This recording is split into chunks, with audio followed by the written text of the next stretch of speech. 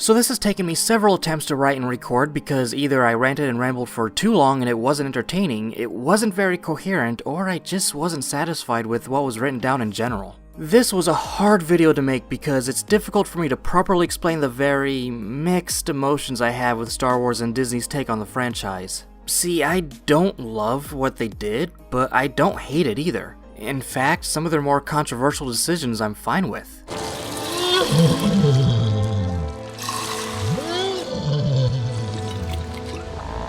Except for that. And Episode 8 as a whole. That movie can go die in a Sarlacc pit for all I care.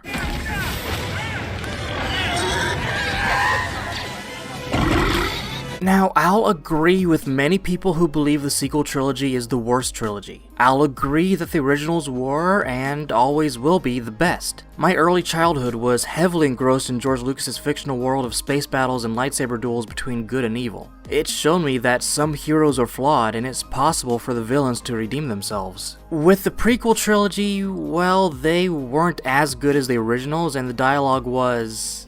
I don't like sand. Subpar. But it still told a great backstory for some of the series' most memorable characters and brought in some of the greatest villains and astonishing fight scenes that kept me on the edge of my seat. My pimply teenage face was so excited to see these intense moments it felt like it could pop. Ew, wait, why does that sound so gross? But I saw the movies, and while I wasn't as engrossed in the old EU, or Legends continuity as it's now called, I did play a lot of the games, especially Knights of the Old Republic 1 and 2, and I did read some of the comics, so I guess you could say that Star Wars is among my favorite franchises as a whole, just to a lesser extent than Pokemon and Godzilla. And when Disney bought Star Wars, I was actually pretty excited at first because they were going to make more movies, and, well, they did that. They certainly did. And all it cost them were $4 billion and a fractured fan base. Totally worth it, right? Correct! To be fair, I'll admit I like about half of Rise of Skywalker.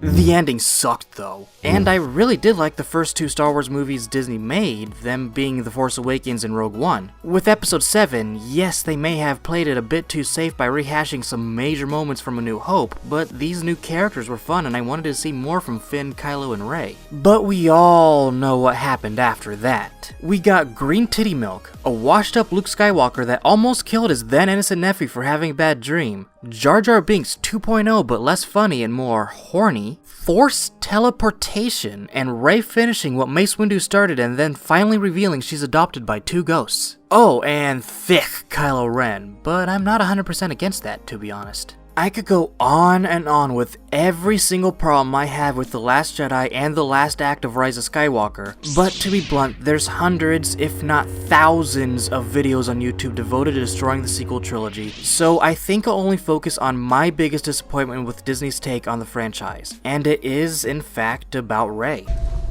What'd you do? I bypassed the compressor. Last year, I made a video about the character trope of Mary Sue's. I agreed with the claim Star Wars fans had that Rey was a near textbook definition of a Mary Sue. I still think she's one. Though I also didn't care that she was one, and I still don't. This may be heresy to the fandom, but I really don't mind that she is extremely overpowered with very little training. I don't hate the character of Rey. I mean, I named one of my snakes after her. She's a Mojave piebald ball python, by the way. I like how she's mostly patternless, almost a complete blank slate, just like Rey's character development and backstory. Anyway, I'm planning on breeding her when she's old enough to a black pastel pied I'll get later this year when I can afford one. And I think I'll name him... Babu Frick. Sorry, Raylos, didn't mean to cuck y'all like Rise of Skywalker did. So I don't hate Rey. I guess I somewhat like her? Maybe? But I do hate what Disney has done with her, or haven't done with her to be more accurate. Her character development is extremely shallow, and the revelation about the mystery behind her power is pretty lame. Snoke tells Rey in The Last Jedi that as Kylo got stronger in the dark side of the Force, the light side automatically made her strong to be his equal. They also share a strong Force bond with each other called a dyad, or something like that. I don't actually know. Lame, though fair enough, as this isn't the first time powerful bonds in the Force were mentioned in Star Wars, as Bastila and Revan also shared a strong bond in Knights of the Old Republic. But then in Rise of Skywalker, it was revealed she was the granddaughter of Emperor Palpatine, who was one of the most powerful Sith in galactic history, and also his daughter. Man, these retcons are weird.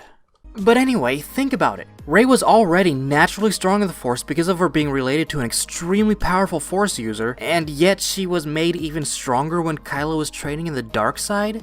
Just how strong was that emo boy? His thickness is making more sense now that I think about it. He's so full of force, his body is disproportionately top-heavy to contain all his midichlorian muscles.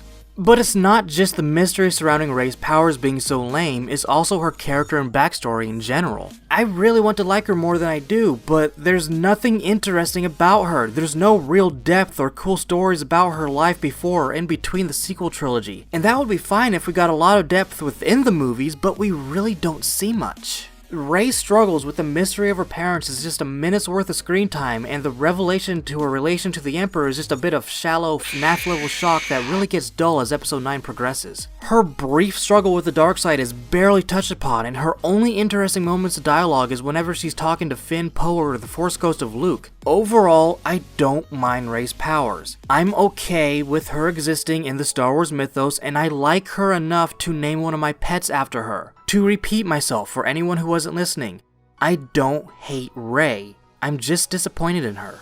This Rey is fine though, she's perfect and will someday make beautiful baby snakes with Babu Frick, or whatever I actually name that male.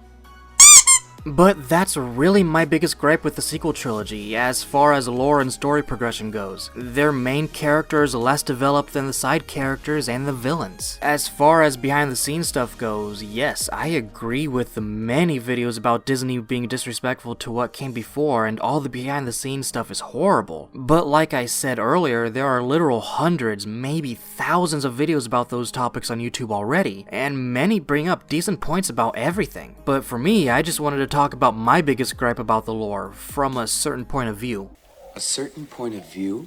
But at the same time, like I alluded to at the beginning of all this, my feelings are very mixed because there are things about Disney's take on Star Wars that I do actually like. Some things I like a lot, honestly. I love Rogue One. It's not a perfect movie, sure. The beginning is pretty slow, but as the film progresses and you're introduced to the ragtag group that ultimately sets the stage for the original trilogy, it really drives you to be invested in these characters that give their lives for the rebellion. I get it's not everyone's cup of tea, but for me, it felt like the majority of the characters were well thought out and developed, especially when compared to the sequel trilogy as a whole. Jyn Erso was everything I was hoping Rey would become after episode 7. She's got a good backstory, her flaws helped define her as a character, and her drive to get the Death Star blueprints to the rebels made me really invested in her story. Rogue One in general had such a great story. Director Gareth Edwards knocked it out of the park like he did with his previous blockbuster Godzilla. It was as close to a perfect Star Wars movie Disney has ever come. And if you hate how Lucasfilm tarnished the reputation of the original trilogy heroes, well, all I'll say is at least they did justice to one of the greatest movie villains in film history. Something else I feel Disney did right was with The Mandalorian. Yes, everyone loves Baby Yoda. I think he's great too, but pretty much every character in that show is fantastic. Din Djarin is an incredible lead with a rich yet somewhat mysterious history. Cara Dune is probably my favorite female character in the current canon, and can we get some Fs in the comment section for the greatest nurse to have ever lived? I am not a living thing. The last positive thing I can think of when it comes to this subject is a bit of a personal one. It's purely anecdotal, it's just how I feel about this, but everything Disney has done has made me realize how much I love Star Wars. The things I see that hurt the franchise, from Kathleen Kennedy's politics seeping into the lore, to Rian Johnson mocking half the fanbase for hating The Last Jedi, to the Toxic Reylos being Toxic Reylos. It made me hurt as a fan to see everything being attacked. But the opposite is true too. I see people getting excited for a new adventure in a galaxy far, far away. I see a new generation of fans being born from a young age again, and I don't know. It just makes me feel good as part of the fandom to see that there is positivity to be found in Disney's take on Star Wars.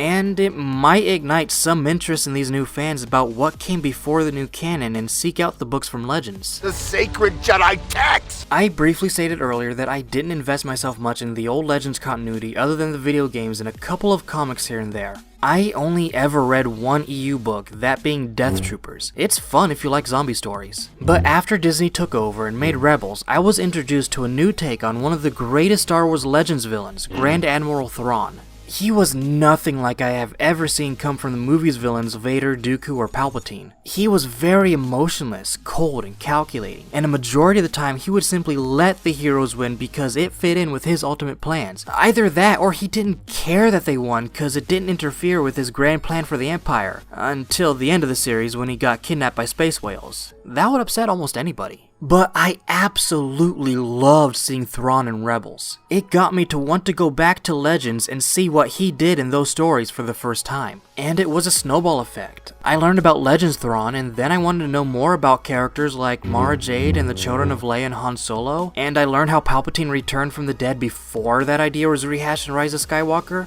The Disney version wasn't as good, but it still showed it wasn't the first time people had the idea of the Emperor coming back from the dead. But all this talk up to this point is honestly why I'm so confused over everything. Part of me hates what Disney ruined, yet part of me is happy with some of the new things Lucasfilm came out with. I can't stand what Kathleen Kennedy has done, yet there's still some people in the company who cares about Star Wars like Dave Filoni and more recently Jon Favreau. Though the way I see it, Star Wars is a series that started with hope, and it is my hope that Disney will stop putting agenda first and start putting story first. I'm someone who does think that a political message can work in a movie, but it has to be secondary to the story or else it will fail miserably. Putting an agenda ahead of story costed Rey her character development and took away any mystery or interesting aspect to her. The whole setup and delivery on how she's so overpowered fell flat because a large portion of fans didn't have enough reason to care for her. And with these recent retcons thanks to the novelizations, we're all just confused. But I don't know. Like I said, it all started with hope. And it is my hope that Lucasfilm will change things around and start making more good Star Wars things than bad instead of it being the other way around. It is my hope that they will start hiring writers that actually care about the fans and what came before instead of people who spend their day making fun of the fandom and calling them the toxic ones. I just want Star Wars and the characters within them to be good again. That's all. It might take a few years for that to happen though, and when that finally does happen, let's just hope there's still a fandom there to release these products too. One can hope, right? I feel something. You feel it? Yes, I feel it. That's the Force. Really? Wow, it must be really strong Oh, with I've you. never felt anything.